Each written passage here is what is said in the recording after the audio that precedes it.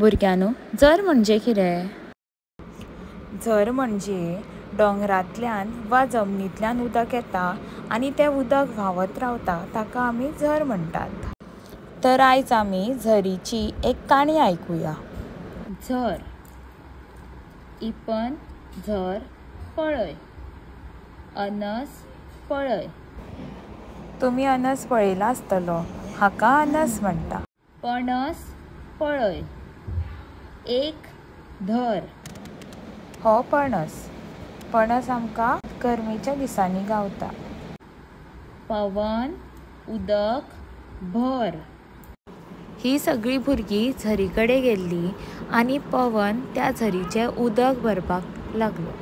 ही आमची एक ल्हानशी झरीची काणी आशिल्ली। भुरग्यांनो, तुमी हाचें सदीत वाचन करा आनी ही शब्दां म्हाज्या फाटल्यान म्हणात।